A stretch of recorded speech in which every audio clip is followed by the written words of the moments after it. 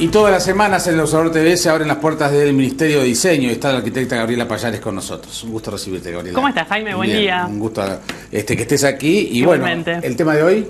El tema de hoy, ahora que estamos como en tema revisionista de temas de economía y todo lo demás, no es estrictamente en la parte de números, pero hace a la optimización de los recursos económicos del Estado, digamos. Sí. Concretamente son las promesas de proyectos que hacen la comuna o el Poder Ejecutivo y que después quedan en el debe o con procesos muy lentos o que directamente no se terminan de hacer. Estamos hablando de proyectos que en su mayoría fueron anunciados en el eje de los años 2009, 2010, 2011 y al día de hoy todavía no fueron concretados, digamos, ¿no? Entonces, bueno, era un repaso de algunos, o sea, uno se pone a investigar, a veces sí, surgen claro. más, de todas las escalas posibles, ¿no? Desde proyectos de grandes inversiones y grandes reformas de espacios públicos hasta otros de edificios semipúblicos y todo lo demás, pero que implican una mejora en determinadas zonas de la ciudad y que después no se ve reflejado en la realidad, ¿no? Claro. Entonces, bueno, nos interesaba hacer como una especie de revisión de algunos concretamente más significativos. Bueno, estamos viendo atrás mío las imágenes de lo que fue el concurso de la Plaza Independencia. Ajá, cierto. Fue un llamado del año 2011, es como el más jerárquico a nivel de la ciudad, digamos, y el que también a nivel de ruptura urbana el proyecto concebía determinadas cosas que ahora les cuento. En el año 2011 el Ministerio de Transporte y Obras Públicas concretamente llama concurso de arquitectos. Se presentaron casi 70 estudios de arquitectura y ganó un colectivo que se llama Fábrica de Paisaje con un proyecto que implicaba... ¿Ves cómo estamos viendo? Es como que nivelan toda la parte de las aceras y calzadas alrededor de la plaza, generando una explanada grande, como un espacio peatonal todo. Sí, me hace acordar el Zócalo de México. Exacto, sí, tal cual. Y bueno, y además tenía como un pavimento como pixelado, que en tomas como aéreas de mayor distancia tenía como determinado no sé si no era el código QR de la Plaza Independencia o algo de información o algo así, pero bueno, era como interesante en determinadas cuestiones y recursos en ese sentido. Y allí el famoso estacionamiento, ¿no? Exacto, y bueno, el proyecto también, una de las bases del proyecto, que además exigían trabajar, por ejemplo, con antropólogos, porque en la parte de excavaciones para el estacionamiento, pedían un estacionamiento para 280 vehículos, y en la parte de excavaciones era posible encontrar trazos de la muralla y todo lo demás, entonces se trabajaba con asesores viales, asesores de antropología, eso estaba estipulado en las bases. El chiste de todo esto es que en la mitad del proceso del concurso, cuando todavía no se habían entregado los proyectos, se difundió que la Intendencia de Montevideo había largado un llamado para empresas constructoras para construir estacionamientos en la plaza. Entonces, ese tipo de situaciones minan como de inseguridades. Entonces, uno está haciendo un proyecto para el Ministerio de Transporte y Obras Públicas y en paralelo en las noticias sale que la Intendencia hace un llamado para el concurso de los estacionamientos. El mismo partido político, además. Sí, yo qué sé, era como una cosa totalmente contradictoria, poco seria y todo lo demás. Encima, o sea, ganó Fábrica de Paisaje y cuando empezaron con las etapas de proyecto ejecutivo y tenía que venir la parte de ejecución, es como que después la respuesta que creo que les dieron son del tenor de en las bases no está estipulado qué tiempo hay entre el proyecto y la obra, o que en las bases no se indica cuándo se van a iniciar las obras. Eso entonces, falta de seriedad. Claro, digo, a ver, hay que tener en cuenta que cualquier proceso de estos implica para un estudio de arquitectura un trabajo aproximadamente de un mes de mucha gente especializada, hay que pagar sueldos de gente trabajando casi 24 horas, presentaciones conceptuales, asesores, algunos trabajarán a riesgo, pero muchos no. Una inversión de tiempo no remunerado de precio de clientes habituales de los estudios, que de repente para estudios grandes es como que, bueno, ponen alguno dedicado a eso, pero para estudios de mediana escala es toda una apuesta, un esfuerzo y una inversión que no es menor, multiplícalo por 70, es como realmente una falta de respeto, primero a los concursantes y después con la no ejecución al resto de la sociedad que con tributos o con cosas paga ese tipo de... O sea, se les paga sueldos a los que redactan las bases del concurso, a los jurados, a un montón de instancias que intervienen entre medio. ¿Y qué quedó esto? Esto en la nada. Y como te digo, las respuestas que le dieron a la gente que ganó el concurso son del tipo de que no están especificadas los tiempos. Entonces es como que quita seriedad a todo el proceso, y cuando vos vas quitando seriedad a ese proceso, después vas llamando a concurso y la gente dice, no, ¿para qué este tipo de cosas? Bien. ¿No? ¿Otro más? Otro más. También el siguiente que tenemos es el de la sede central del BROW. Ese que vemos ahí es el proyecto ejecutivo del equipo ganador. Fue un llamado del año 2009 que preveía, era como la reformulación del edificio central y después como oficinas en la parte sobre la Tarazana y la Aduana Vieja, que estaban adelante, lo que hoy es un predio baldío y como con estacionamientos. Más vinculado hacia el puerto, con edificios de oficinas de alta gama. La sede de Cerrito. Exacto, ahí está, es la casa central, digamos. Sí, de todos modos había sido un proyecto Caloya, ¿no? Sí, totalmente, ahí está. Vino como después inmerso dentro de lo que fue todo el affair del Banco República, que ahí fue que quedó realmente trancado el tema. Esto era como que se preveía un presupuesto de 10 millones de dólares, el área comprometida en 30.000 metros cuadrados, y el equipo que lo ganó fue un equipo de Baptista, Devia y Flora, que bueno, también se quedaron con las ganas de concretar la obra, ¿no? Son llamados, además, ojo, son concursos que también se presentan estudios internacionales muchas veces.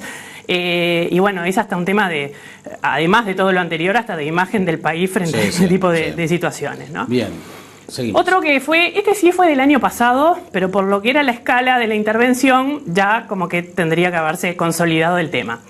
Este señor que ven en la foto es un urbanista danés que se llama Jan Gehl, que vino invitado en el marco de un proyecto del BID el año pasado, con la Intendencia de Montevideo, a reformular, era en el marco del proyecto para mejorar 18 de julio, para hacer un diagnóstico de lo que era la principal avenida y proponer soluciones. Jan Gehl es un urbanista danés que se caracteriza por proponer soluciones de muy bajo costo, pero de alto impacto en las ciudades. De hecho, fue el artífice de toda la parte de peatonalización de Times Square en Nueva York, y un montón de ciudades, y de introducir como elementos urbanos que no se necesitan inversiones utópicas, pero que hacen una diferencia en lo que es la parte de la vivencia de los espacios públicos.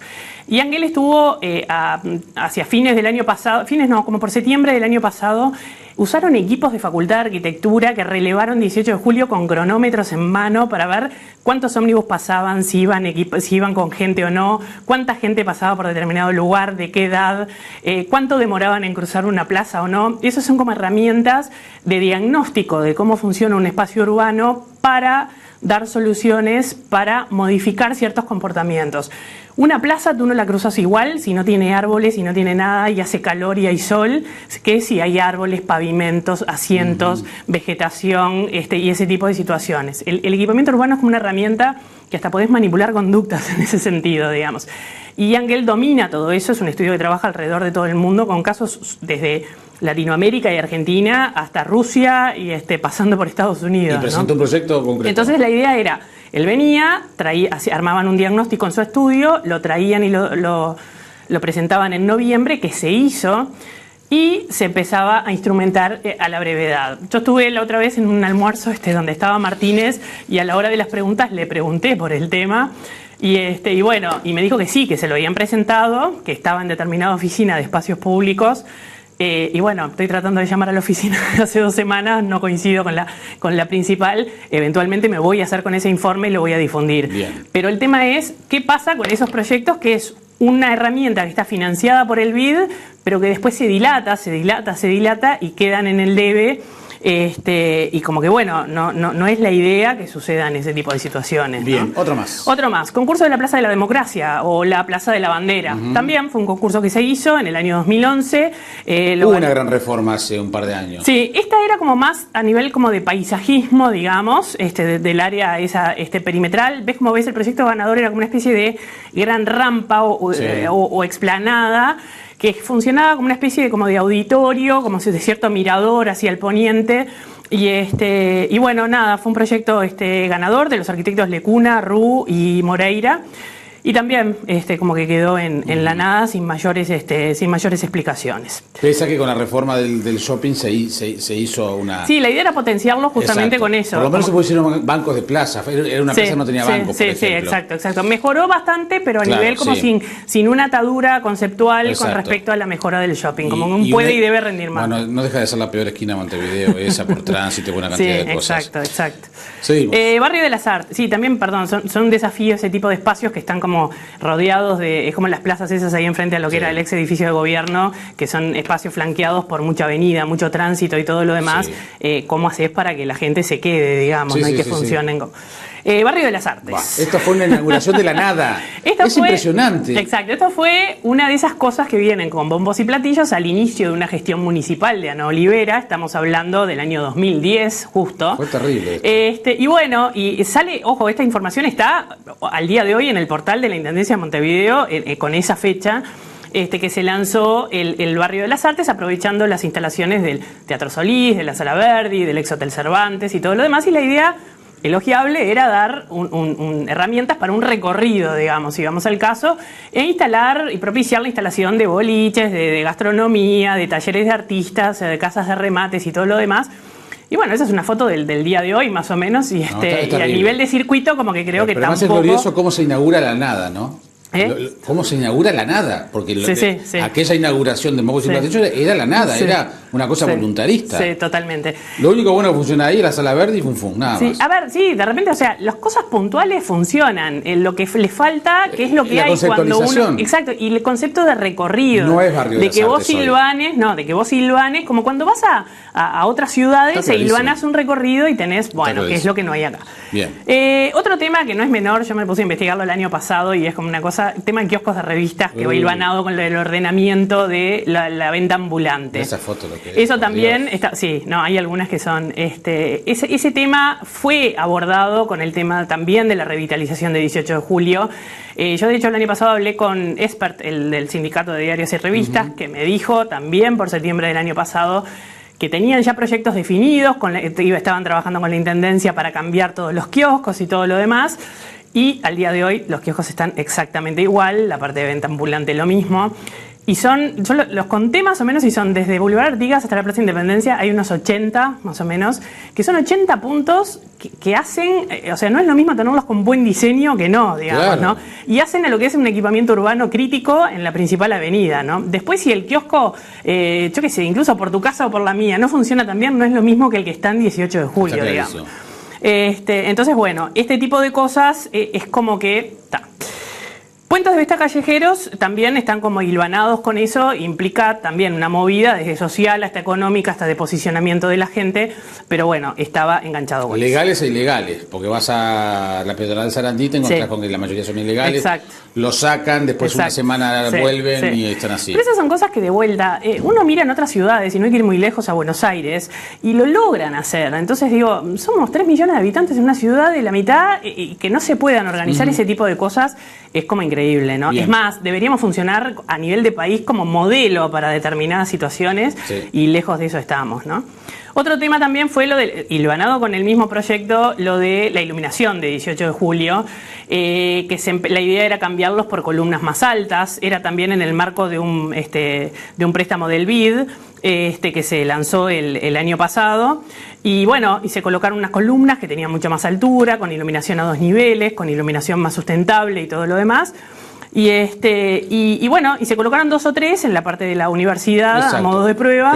Está bueno porque además era la zona más oscura y más peligrosa de 18. Exacto, ahí está. Pero después, ¿qué pasó? Entonces yo hice el cálculo y es como que instalando a 2 por semana desde que lo lanzaron hasta ahora, ya tendrían que haber terminado hace rato. Estaban previstas 90 columnas más o menos, que son más o menos como 3 por cuadra. Y con un costo también que no era menor, 3.7 millones de dólares. También en marco de préstamos del BID y todo lo demás, y al día de hoy, ¿dónde están las columnas? ¿Dónde están las luminarias? ¿Y dónde está la plata del préstamo? ¿No? Que es la reflexión. Buena pregunta. La reflexión siguiente, ¿no? Bueno, hilvanado con eso también el tema de la iluminación de edificios patrimoniales. Hay ejemplos muy lindos como el mercado agrícola o el IABA que se hicieron y que realmente quedaron muy bien logrados y no es lo mismo la zona cuando tenés un edificio así que cuando no. Entonces, cuando hay restricciones eléctricas también se entiende el achique de ese tipo de cosas, pero cuando no... No es el momento. Yo he llegado a pasar por la Plaza Independencia en un momento X y que fuera un agujero negro, pero nada, ni siquiera el entorno, o sea, era algo que realmente daba miedo. El tema de los food trucks, de vuelta, hoy justo, paso el aviso, hay un evento de un festival en la explanada del World Trade Center, que va a estar muy bueno. Y bueno, están como en negociaciones, se abrió una puerta con la nueva gestión de Martínez y eso, pero va con los tiempos de la intendencia, ¿no? Se está trabajando en eso, pero está. Y después un tema menor, pero no tanto, hace también a la de todos los días, es el tema de el vandalismo y las pegatinas en 18 de julio. Es como que surge con mucha fuerza cuando es época electoral, pero después en la diaria es como que es sostenido el tema. Y hay cosas como que, yo qué sé, las pegatinas del pay fulano te lee los caracoles o vote a fulano de tal, son tan fáciles de castigar como llamar a fulano de tal. Está bien, justo Tabaré presidente, tenés que llamar a Tabaré para cobrarle la multa. Pero bueno, digo, hay que empezar por algún lado. Sí, sí. Y que hoy por hoy, en pleno siglo XXI, el recurso electoral de campaña que haya, sea empapelar la ciudad con cosas y ensuciarla, realmente deja bastante que pensar, ¿no? Y para terminar, como veíamos, la Biblioteca Nacional, hoy está cumpliendo 200 años de la Biblioteca Nacional. Sí. Y esa foto, justamente, esa es la estatua de Sócrates. Sí.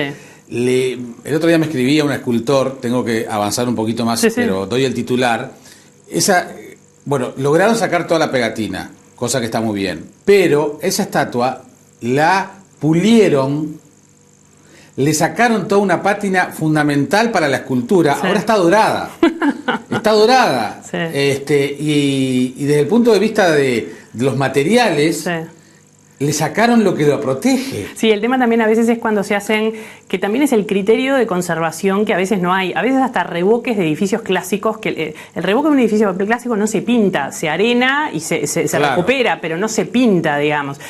Tú en París no ves los edificios pintados, están arenados en el mejor de los casos. Entonces son ese tipo de situaciones que es como que hay que unar criterios de mantenimiento, de prevención y de corrección con cierta capacidad. En el caso por tal de que quedara brilloso, hicieron un disparate.